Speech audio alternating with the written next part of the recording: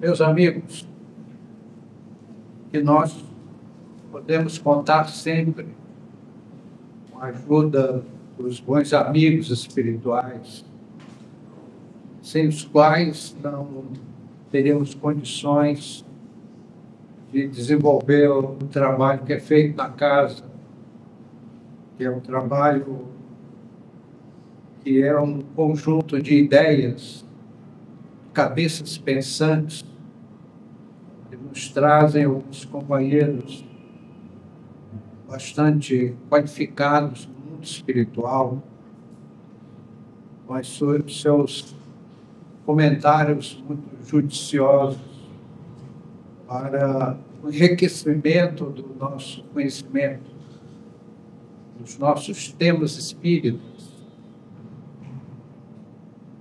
Quando nasce um menino, é comum nós ouvirmos as pessoas dizerem: é a cara do pai. Nunca ouvi dizer assim, é a cara da mãe. Sempre a cara do pai.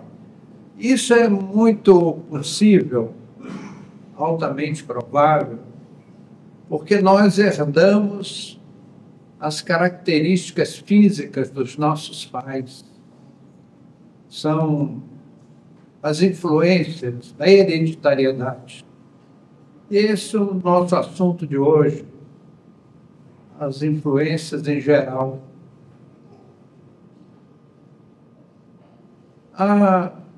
O meio ambiente é outro elemento de influência na nossa formação física e psicológica.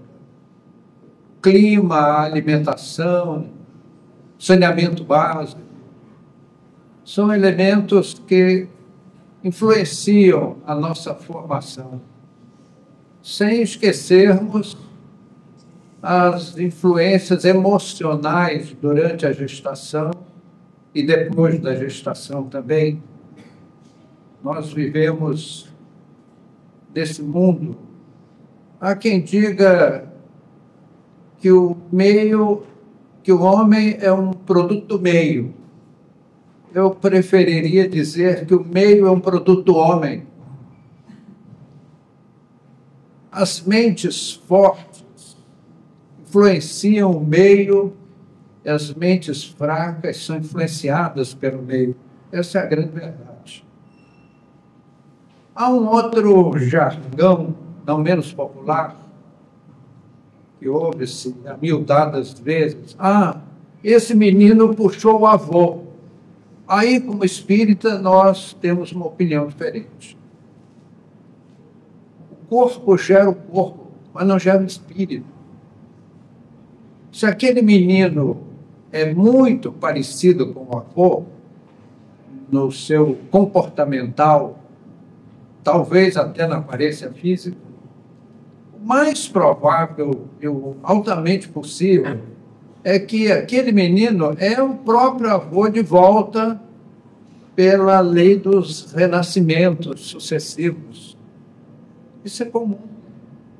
Nós gravitamos no meio de um conjunto de almas, pequena parte incorporadas como seres humanos na Terra e a maior parte no mundo espiritual. A nossa família, cada um de nós tem uma família no mundo espiritual.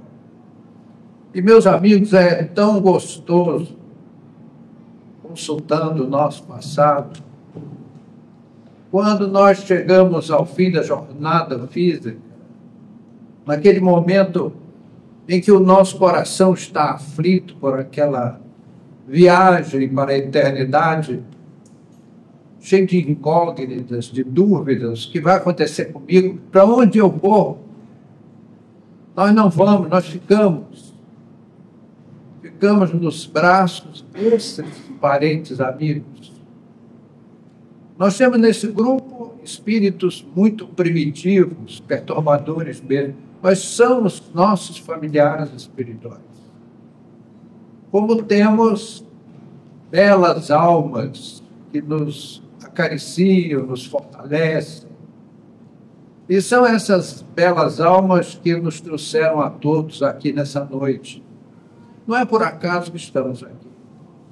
Aqui nós estamos aprendendo essa fraternidade espiritual, com a ajuda, cada um de nós, desses bons amigos nossos, que serão eles que assessorarão os técnicos espirituais, que são especializados na nossa libertação das vísceras, na desencarnação. Então, deixarmos os ossos cansados, faremos, pela tecnologia dos espíritos especializados nessa tarefa, mas nos braços dos diletíssimos amigos. Ninguém tem receio. O André Luiz conta sobre os umbrais, será que eu vou morar lá no umbral? Não, meu, não tenha esse susto, não tenha este temor. Deus é Pai, Deus nos ama profundamente. Quem é a nossa paz? Aqueles espíritos integrados naquelas regiões escuras, eles ali estão porque querem, porque são rebeldes, são revoltados, revoltosos, desrespeitosos da autoridade divina.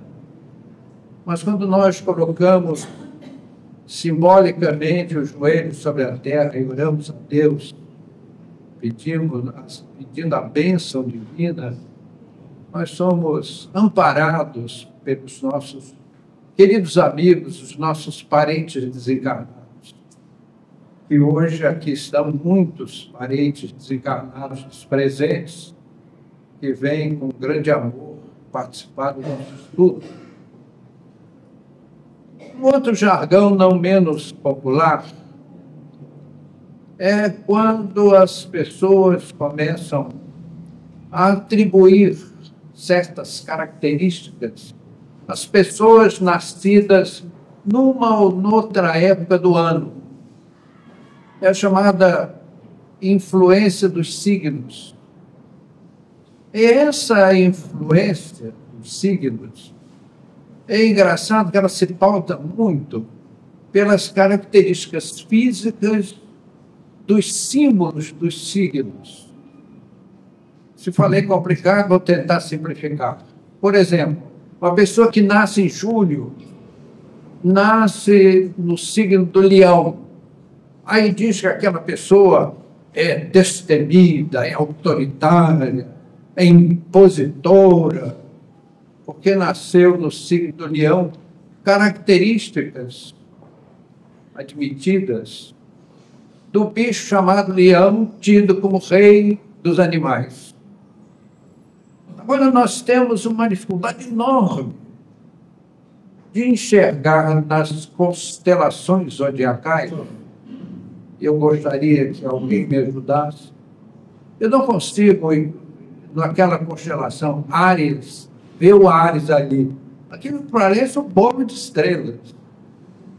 Gêmeos, Aquário, Peixe. Não consigo ver peixe nenhum ali. Mas os romanos viram e criaram a instrução básica, o conjunto de signos, o zodíaco. Aparentemente, o Sol passa só na aparência, por cada constelação dessa, aproximadamente cada mês. Temos aqui que no mês de julho o Sol passa pela constelação do Leão, e quem nasce em julho é forte, imponente, majestoso, copiando isso do Leão. Então, meus amigos, ainda bem que os romanos não enxergaram nessas constelações zodiacais, parecido com raposa, com a preguiça, com o burro, porque isso iria emprestar colocações pejorativas aos nascidos desses meses. Então, os romanos foram muito habilidosos com isso. Há uma rejeição. Hoje, há provas científicas contundentes de que este mapa astral está bastante errado.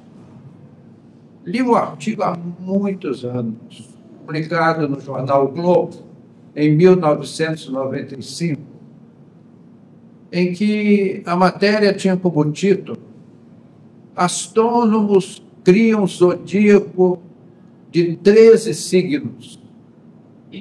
Era a manchete. Nós sabemos que no jornal, a manchete do jornal é para chamar a atenção. E aí a pessoa vai ler o artigo, ler a matéria, né? Se botar uma coisa assim, olha, está fazendo frio no Polo Norte, quem vai ler, porque já sabe que faz frio mesmo, né? Ah, não chove no deserto do Saara, quem vai ler? Ah, criminalidade no Rio de Janeiro, também ninguém vai ler, porque aquilo já é um previsto, né? Já é previamente sabido. Esses mesmos astrônomos fazem esse comentário de que as datas dos signos estão todas equivocadas. Porque os fenômenos celestes, eles mostram contundentemente que essas datas são um grave equívoco. Que as constelações, elas só existem na aparência. Elas são uma ilusão de ótica. As constelações são distâncias inimagináveis para a mente humana. Tanto sim que, qual é o instrumento de medida das distâncias? É a velocidade da luz. 300 mil quilômetros por segundo. 300 mil quilômetros. Senão você não mede o universo.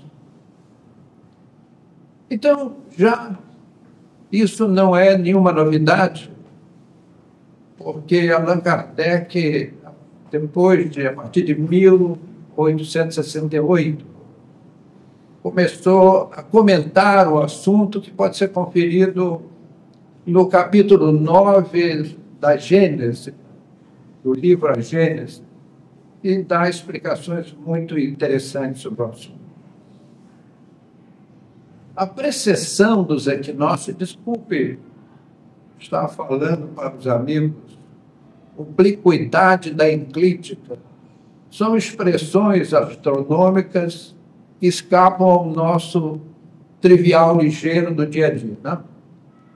Mas a precessão dos equinócios é um fenômeno astronômico que altera a ordem das constelações zodiacais. E como tudo no universo se mede em tempo, a variação é de 25 minutos e 7 segundos por ano.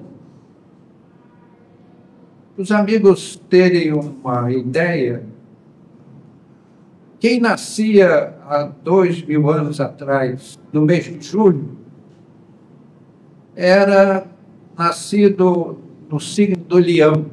Hoje eu tomei o Leão como meu sparring de hoje. Quem nasceu em julho estava sob o signo do Leão e tinha todas aquelas características, aquelas influências do careta chamado Leão. Hoje, astronomicamente, que é o fato, não é aquele calendário da sua folhinha, da sua parede, da sua cozinha. É o fato científico. Hoje, quem nasce em julho está sob o signo de Câncer, cujas influências são profundamente diferentes das influências do Leão. E agora como é que fica? Joga por terra. Eu não sei se esse câncer aí tem alguma coisa a ver com carcinoma maligno, de repente. Não vamos dizer isso, porque as pessoas não quererão nascer em julho, ou vão continuar querendo o horóscopo do tempo do passado. No Rio de Janeiro tinha um astrônomo brasileiro, o senhor Linneu Hoffmann, que foi uma autoridade mundial em astronomia. Ele publicou a Nova Carta Celeste, acompanhado de um livro de astronomia que foi amado de paixão pelos astrônomos. E ele publicou esse livro em 1978, e aborda com muito oportunismo essa questão das influências astrais, porque dizer nascer sob uma boa estrela não tem mais ínfimo sentido científico, nenhuma base científica. Nos diz o doutor Linneu, mestre, Linneu Hoffmann, de que em cada 2.129 anos muda-se uma casa zodiacal inteira. Quem cometeu esse erro foi Hiparco e Ptolomeu, que estabeleceram essa base, mas considerando o universo estático. Acontece que o universo é dinâmico. Não há como parar o universo. O zodíaco tem-se a falsa impressão que a cada mês, aproximadamente cada mês do ano, o Sol passa sobre uma constelação. Convidaria os amigos para lerem o item 12 do capítulo 5 da Gênesis, de Allan Kardec, que explora muito bem esse assunto. Nos passa, assim, essa formação científica a respeito da dinâmica do universo e da impossibilidade absoluta de que os astros venham determinar o destino dos homens. O que é impossível. Que nós venhamos a ser dirigidos pelas constelações. Há uma poesia astronômica, quase uma filosofia, que diz que os nossos olhos veem a luz das estrelas mortas. Por que razão? Um pouco difícil, todos esses fenômenos astronômicos são muito difíceis de serem explicados verbalmente. Verbalmente, e com um desenho já é difícil.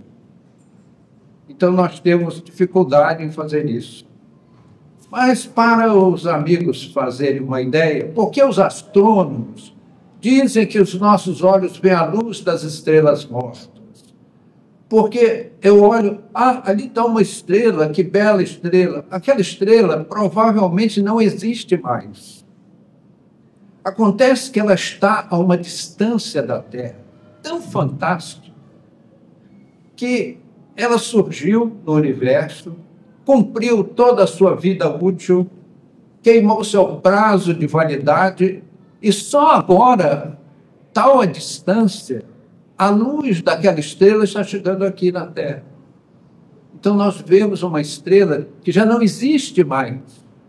Ora, então essas constelações são uma ilusão de ótica, e muitas dessas estrelas que formam as constelações já não existem mais.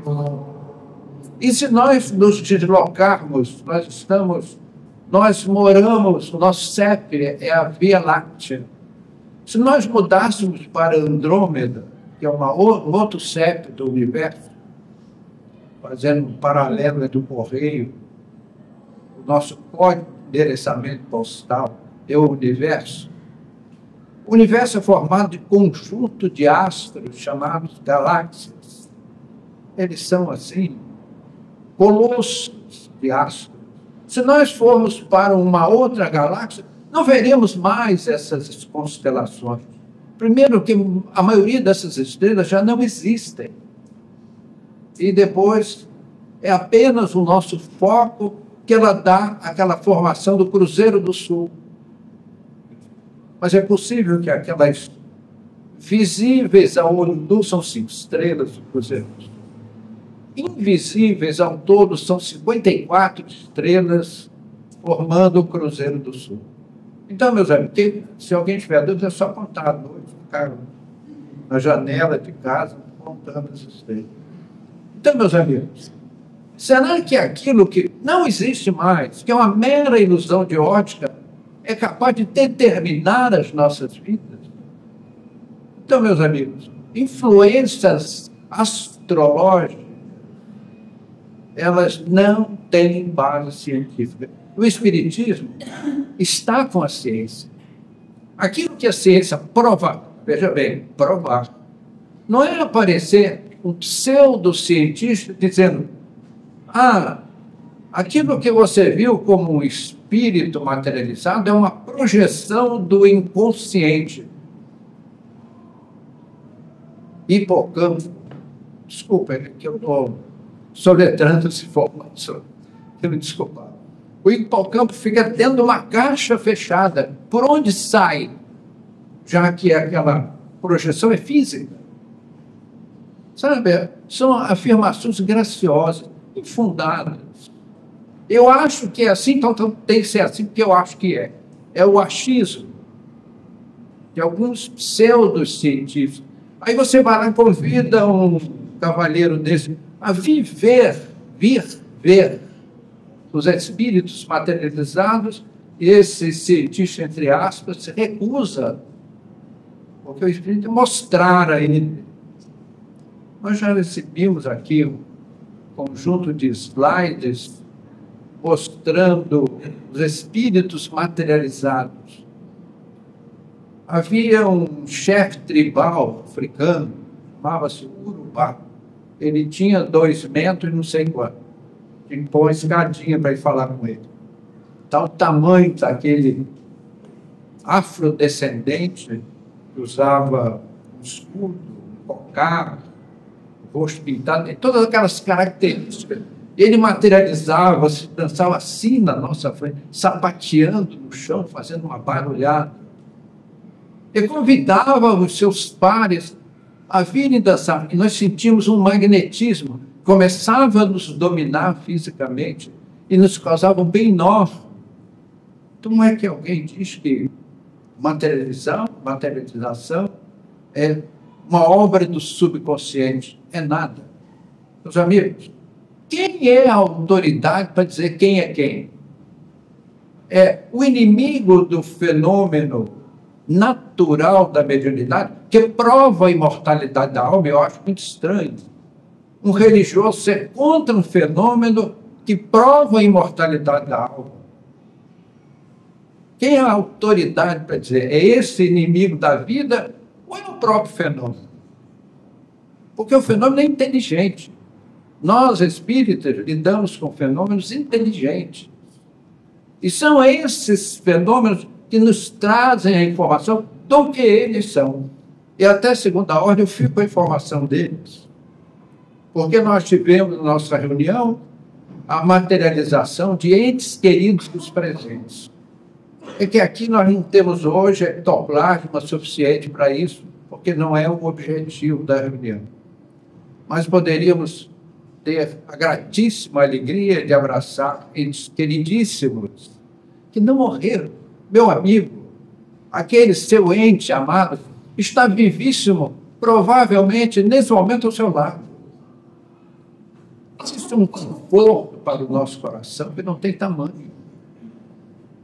Eu tenho amores familiares na vida espiritual, entes queridos de grande amor que demandaram a vida espiritual. Aguardo o momento de revê-los, de abraçá-los, de com eles conviver. E assim, meus queridos, o Espiritismo, a ciência espírita, nos traz essas comprovações palpáveis, fotografadas. Pude pegar o ectoplasma, pude tocar nos espíritos materializados, sentir o carinho daqueles irmãos. Eles têm, examinados pelos médicos que participavam da nossa reunião, aqueles espíritos eram examinados clinicamente.